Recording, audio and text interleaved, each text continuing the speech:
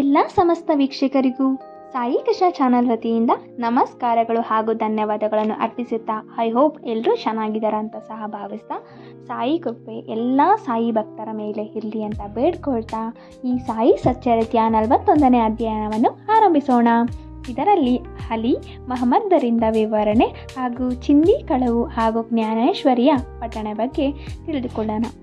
ಈ ಹಿಂದಿನ ಅಧ್ಯಯನದಲ್ಲಿ ವಿವರಿಸಿದ ಘಟನೆ ನಡೆದ 9 ವರ್ಷಗಳ ನಂತರ ಅಲಿ ಮಹಮ್ಮದರ್ ಅವರು ಹೇಮಾಡ ಪಂತರಿಗೆ ಭೇಟಿಯಾಗಿ ಈ ಕೆಳಕಂಡ ಕತೆ ಹೇಳಿದರು.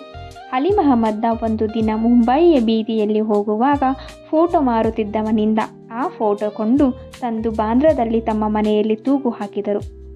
ಬಾಬಾ ಅವರನ್ನು ಬಹುವಾಗಿ ಪ್ರೀತಿಸುತ್ತಿದ್ದರಿಂದ ನಿತ್ಯವೂ ಆ ಫೋಟೋದ ಮೂಲಕ ಅವರನ್ನು ಪೂಜಿಸುತ್ತಿದ್ದರು. ಈ ಫೋಟೋ ಅವರು ಹೇಮಾಡ ಪಂತರಿಗೆ ಕೊಡುವ 3 ತಿಂಗಳ ಮುಂಚೆ ಅವರು ಕಾಲು ಊದಿಕೊಂಡು ಬಹಳ ನರಳುತ್ತಿದ್ದರು. ಶಸ್ತ್ರಚಿಕಿತ್ಸೆಯ ನಂತರ ಅವರ ಬಾಬಾ ಪೀರಾಬಾಯಿ ನೂರ ಮಹಮ್ಮದ ಅವರ ಮನೆಯಲ್ಲಿ ವಿಶ್ರಾಂತಿ ಪಡೆಯುತ್ತಿದ್ದರು. 3 ತಿಂಗಳ ಕಾಲ ಅವರ ಮನೆಯ ಬಾಗಿಲಿಗೆ ಬೀಗ ಹಾಕಿತ್ತು.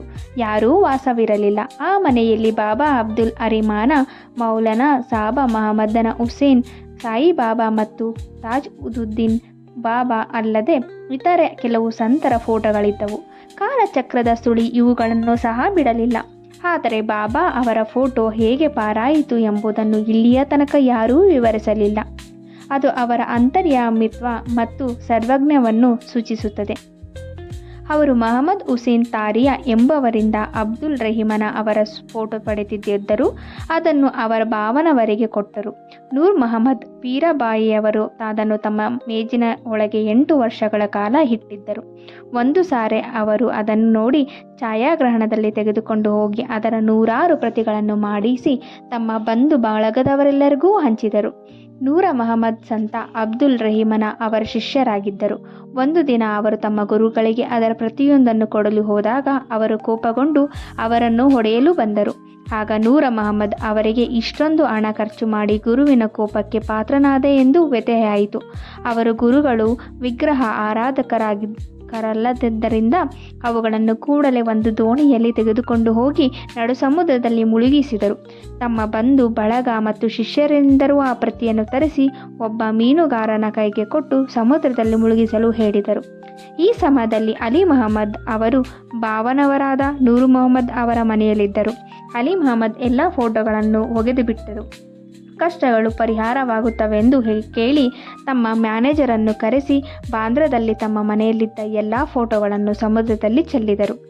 ಆದರೆ 2 ತಿಂಗಳ ನಂತರ ಅಲಿ ಮಹಮ್ಮದ್ ಅವರು ತಮ್ಮ ಮನೆಗೆ ಹಿಂತಿರುಗಿದಾಗ ಬಾಬಾ ಅವರ ಫೋಟೋ ಮಾತ್ರ ಉಳಿದಿದ್ದನ್ನು ಕಂಡು ಅಚ್ಚರಿಗೊಂಡರು. ಎಲ್ಲ ಫೋಟೋಗಳನ್ನು ತೆಗೆದುಕೊಂಡು ಹೋದ ಮ್ಯಾನೇಜರ್ ಬಾಬಾ ಅವರ ಫೋಟೋ ಅಷ್ಟೇ ಏಕೆ ಬಿಟ್ಟು ಹೋದನು ಎಂಬುದು ಅವರಿಗೆ ತಿಳಿಯಲೇ ಇಲ್ಲ. ಆಗ ವಿಚಾರ ಮಾಡತೊಡಗಿದರು. ಕೂಡಲೇ ಅದನ್ನು ತೆಗೆದು ತಮ್ಮ ಭಾವನವರು ಬಂದು ಅದನ್ನು ಸಮುದ್ರದ ಚೆಲ್ಲಬಹುದು ಎಂಬ ಭಯದಿಂದ ಗೂಡಿನಲ್ಲಿ ಮುಚ್ಚಿಟ್ಟರು. ಮುಂದೆ ಏನು ಮಾಡಬೇಕೆಂದು ಯೋಚಿಸುತ್ತಿರುವಲ್ಲಿ ಬಾಬಾ ಅವರೇ ಬಂದು ಮೌಲಾನಾ ಇಸ್ಮುಲ್ ಮಜಾವರ್ ಅವರಲ್ಲಿಗೆ ಹೋಗಿ ಪರಿಹಾರ ಪಡೆ ಎಂದು ಸೂಚಿಸಿದಂತಾಯಿತು. ಕೂಡಲೇ ಅವರಲ್ಲಿಗೆ ಧಾವಿಸಿದರು. ಮೌಲಾನಾ ಮುಜಾವರ ಅವರು ಆ ಫೋಟೋವನ್ನು ದಾಬೋಲಕರ ಅಂದರೆ ಹೇಮಾಡ ಪಂತ ಅವರಿಗೆ ಕೊಟ್ಟರೆ ಸರಿಯಾಗಿ ಕಾಪಾಡುತ್ತಾರೆ ಎಂದು ತಿಳಿಸಿದ್ದರಿಂದ ಅದನ್ನು ಹೇಮಾಡ ಪಂತರ ಕಡೆಗೆ ಹೋಳಿ ಹುಣ್ಣಿಮೆಯ ದಿನ ತಂದು ಕೊಟ್ಟರು. ಈ ಕೆಳಕಂಡ ಕಥೆಯು ಆಧ್ಯಾತ್ಮಿಕ ವಿಚಾರಗಳಲ್ಲಿ ಆಸಕ್ತರಾಗಿದ್ದ ಭಕ್ತರನ್ನು ಬಾಬಾ ಹೇಗೆ ಕಾಣುತ್ತಿದ್ದರು ಮತ್ತು ಅವರ ಕಷ್ಟಗಳನ್ನು ಹೇಗೆ ನಿವಾರಿಸುತ್ತಿದ್ದರು ಎಂಬುದನ್ನು ತಿಳಿಸುತ್ತಿದ್ದಾರೆ. ಚಿಂದಿ ಕಳವು ಜ್ಞಾನೇಶ್ವರಿ ಪಠಣ. ಒಂದು ಸಾರಿ ಡಹಾಣವಿನ ಮಾಮಲೆದಾರರಾದ ಬಾಳಾಸಾಹೇಬ ದೇವ ಅವರಿಗೆ ಇತರ ಧಾರ್ಮಿಕ ಗ್ರಂಥಗಳ ಜೊತೆಗೆ ಜ್ಞಾನೇಶ್ವರಿ ಪಠಿಸಬೇಕೆಂದು ಅನಿಸಿತು. ಅವರಿಗೆ ಪ್ರತಿದಿನವೂ ಭಗವದ್ಗೀತೆಯ ಒಂದು ಭಾಗವನ್ನು ಮತ್ತು ಇತರ ಗ್ರಂಥಗಳ ಕೆಲವು ಭಾಗವನ್ನು ಓದಲು ಸಾಧ್ಯವಾಗಿತ್ತು. ಆದರೆ ಜ್ಞಾನೇಶ್ವರಿಯನ್ನು ಮುಟ್ಟಿದರೆ ಅನೇಕ ತೊಂದರೆಗಳು ಬಂದು ಅದನ್ನು ಓದಲಾಗುತ್ತಲೇ ಇರಲಿಲ್ಲ. 3 ತಿಂಗಳ ಕಾಲ ರಜಾ ಪಡೆದು ಶಿರಡಿಗೆ ಬಂದರು. ನಂತರ ತಮ್ಮ ಊರಿಗೆ ಹಿಂತಿರುಗಿದರು. ಆಗಲೂ ಜ್ಞಾನೇಶ್ವರಿಯನ್ನು ಓದುವುದಕ್ಕೆ ಅಡ್ಡಿ ಆತಂಕಗಳು ಒದಗಿ ಅವರನ್ನು ನಿರಾಶರನ್ನಾಗಿ ಮಾಡಿದವು. ಕೊನೆಗೆ ಅವರು ಬಾಬಾ ಅವರೇ ಆ ಪುಸ್ತಕವನ್ನು ಓದು ಎಂದು ಹೇಳುವ ತನಕ ಜ್ಞಾನೇಶ್ವರಿಯನ್ನು ಮುಟ್ಟುವುದಿಲ್ಲ ಎಂದು ದೃಢ ಸಂಕಲ್ಪ ಮಾಡಿದರು. ನಂತರ ಫೆಬ್ರವರಿ 1914ರಲ್ಲಿ ಕುಟುಂಬ ಸಮೇತ ಶಿರಡಿಗೆ ಬಂದರು. ಆಗ ಬಾಪು ಸಾಹೇಬು ಈ ಜೋಗ ಏನು ಸ್ವಾಮಿ, ನೀವು ಪ್ರತಿದಿನ ಜ್ಞಾನೇಶ್ವರಿಯನ್ನು ಓದುತ್ತಿಲ್ಲವೇ ಎಂದು ದೇವ ಅವರಿಗೆ ಕೇಳಿದರು. ಜ್ಞಾನೇಶ್ವರಿ ಓದಲು ನನಗೆ ಬಹಳ ಇಷ್ಟ. ಆದರೆ ಇನ್ನೂವರೆಗೆ ಅದು ಸಾಧ್ಯವಾಗಲಿಲ್ಲ. ಅದನ್ನು ಓದಲು ಬಾಬಾ ನನಗೆ ಅನುಮತಿ ಕೊಟ್ಟ ನಂತರ ನಾನು ಓದುತ್ತೇನೆ ಎಂದು ದೇವ ಉತ್ತರ ಕೊಟ್ಟರು. ಆಗ ಜೋಗ ಅವರು ಒಂದು ಜ್ಞಾನೇಶ್ವರಿ ಗ್ರಂಥವನ್ನು ತಂದು ಬಾಬಾ ಅವರಿಗೆ ಕೊಡಿ, ಅದನ್ನು ಬಾಬಾ ತಿರುಗಿ ಕೊಟ್ಟ ನಂತರ ಅದನ್ನು ಓದಲು ಪ್ರಾರಂಭಿಸಿ ಎಂದು ದೇವ ಅವರಿಗೆ ಉಪಾಯ ಸೂಚಿಸಿದರು. ಆದರೆ ಬಾಬಾ ನನಗೆ ಸ್ಪಷ್ಟವಾಗಿ ಓದು ಎಂದು ಹೇಳದ ವಿನಃ ನಾನು ಯಾವುದೇ ಉಪಾಯವನ್ನು ಮಾಡುವುದಿಲ್ಲ ಎಂದು ಹೇಳಿ ಬಾಬಾ ಅವರನ್ನು ನಂಬಿ ದೇವ ಸದ್ಭಕ್ತಿಯಿಂದ ಇದ್ದರು.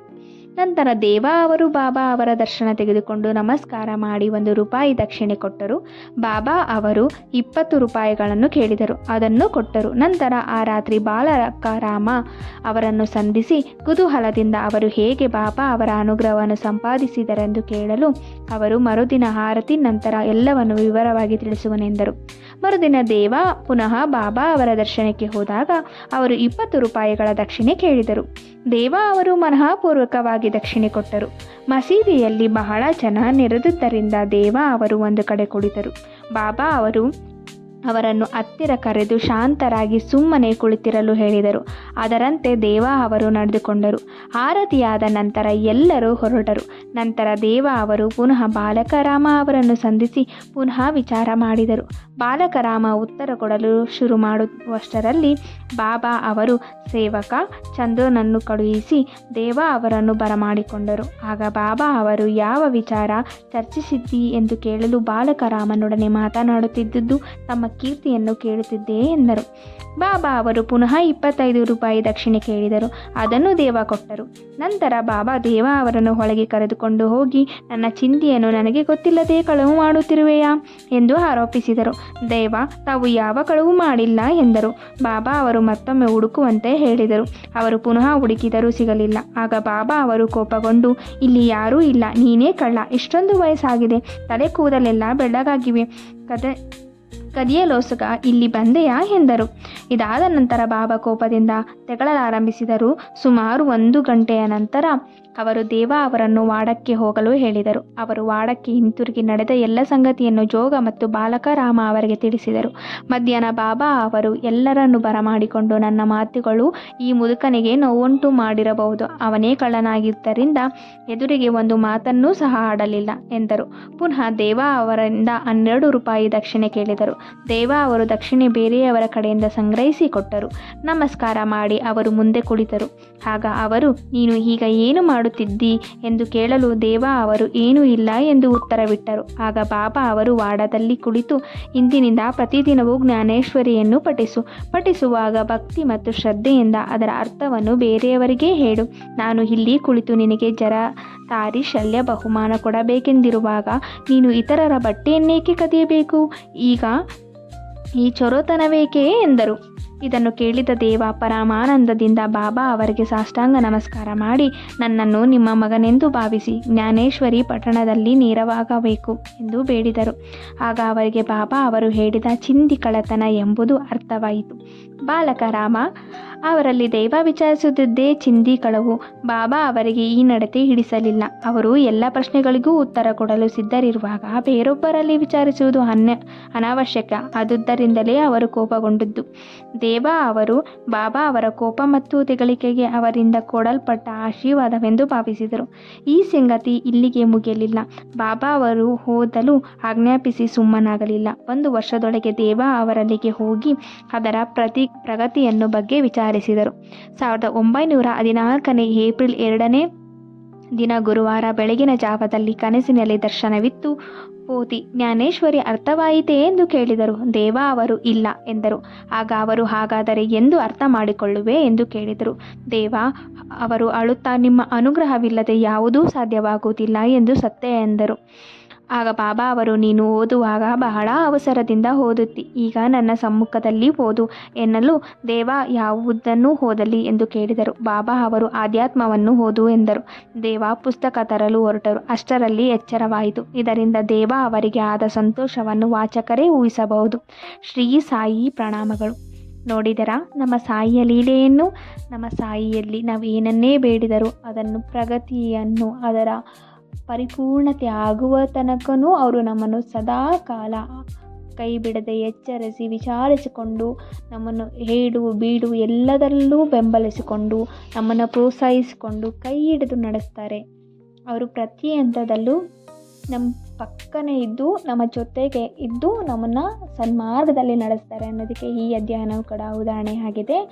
ನಾವು ಯಾವುದೇ ಗೊಂದಲ, ಯಾವುದೇ ಅನುಮಾನಗಳಿದ್ದರೂ ಅದು ನಾವು ಸಾಯಿಯಲ್ಲಿಯೇ ನಾವು ಕೇಳಿ ಪರಿಹಾರ ಮಾಡ್ಕೋಬೇಕು. ಆ ನಂತರ ಸಾಯಿ ನಮಗೆ ಗೈಡೆನ್ಸ್ನ ಕೊಡ್ತಾರೆ, ಯಾರ ಹತ್ರ ಹೋದರೆ ಯಾವ ಪರಿಹಾರ ಸಿಗುತ್ತೆ ಅಂತ. ಅದನ್ನು ನಂತರ ನಾವು ಪಾಲನೆ ಮಾಡಿದಾಗ ಅದರಲ್ಲಿ ಯಶಸ್ಸು ಕಟ್ಟಿಟ್ಟ ಬುತ್ತಿ. ನಮಗೆ ಆ ಅನುಮಾನಗಳು ಸಹ ಹುಟ್ಟಿದಾಗ ಯಾರ ಹತ್ರ ಹೋಗಬೇಕು ಅನ್ನೋದು ಕ್ಲಾರಿಟಿ ಸಿಗದೇ ಇದ್ದರೆ ಆ ವ್ಯಕ್ತಿಗಳೇ ನಮ್ಮನ್ನು ಸಂಧಿಸುವ ಹಾಗೆ ಅವರು ಸಹ ನಮಗೆ ವ್ಯವಸ್ಥೆಯನ್ನು ಸಹ ಮಾಡಿಕೊಡ್ತಾರೆ. ಇದೇ ಅಲ್ಲವಾ ಅವರ ಮಿರಾಕಲ್ ಅನ್ನೋದು. ಅವರ ಭಕ್ತಿ, ಅವರ ಶ್ರದ್ಧೆ ಮೇಲೆ ನಾವು ಎಷ್ಟು ನಂಬಿಕೆ ಇಟ್ಟಿರ್ತೀವೋ ಅಷ್ಟು ನಮಗೆ ಫಲ ಸಿದ್ಧಿ ಆಗುತ್ತೆ ಅಂತ ಹೇಳ್ತಾ ಈ ಅಧ್ಯಯನವನ್ನು ಮುಗಿಸ್ತಾ ಇದ್ದೀನಿ.